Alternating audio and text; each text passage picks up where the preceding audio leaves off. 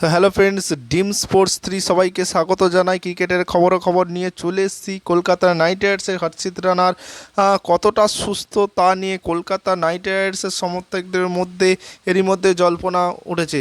কেকেআরের এখনও জানা যায়নি যে আইপিএলে হর্ষিত রানা খেলতে পারবেন কি না, কিন্তু তার চোটের যা হাল তাতে খেলার সম্ভাবনা প্রায় নেই বললেই চলে। কেকেআরের বিকল্প ক্রিকেটার খুঁজতেই হবে। রবিবার ভারতীয় ক্রিকেট বোর্ডের একটি অনুষ্ঠানে গেছিলেন সেখানে হর্ষিত রানা।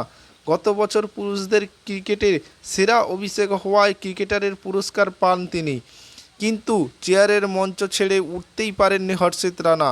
আইপিএলের চেয়ারম্যান অরুণ ধুমল নিজে মঞ্চ থেকে নেমে হর্ষিত রানার কাছে গেছিলেন, তাকে পুরস্কার তুলে দেন। হর্ষিতের এই ভিডিও সোশ্যাল মিডিয়ায় ভাইরাল হয়েছে। সেখানে দেখা যাচ্ছে ক্রাচ নিয়ে হাঁটছেন এখানে হর্ষিত রানা।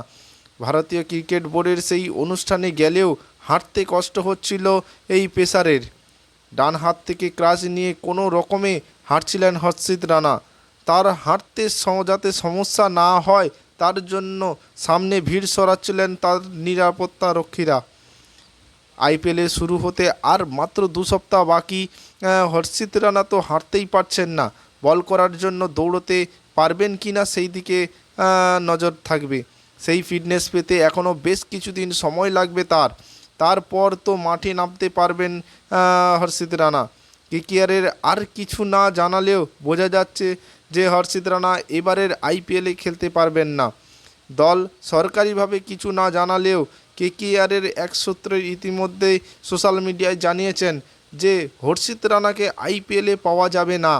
কেকেআরের পেস আক্রমণ সমস্যায় রয়েছে। মুস্তাফিজ রহমানের পরিবর্তে ব্লেসিংস মুজারবানিকে সই করানো হয়েছে। এবার হর্ষিত রানার পরিবর্তে আকাশ মাধওয়াল, সিমরজিৎ সিং, চেতন সাকারিয়াদের দিকে নজর রয়েছে কলকাতা নাইট রাইডার্সের। এখন দেখার কবে হর্ষিত রানার পরিবর্তন ক্রিকেটারের নাম ঘোষণা করে শাহরুখ খানের দল কলকাতা নাইট রাইডার্স। পরবর্তী আপডেট আমরা নিয়ে আসবো আমাদের এই চ্যানেলে। যারা আমাদের এই চ্যানেলটিকে সাবস্ক্রাইব করেননি সাবস্ক্রাইব করবেন এবং ভিডিওটি ভালো লাগলে একটি লাইক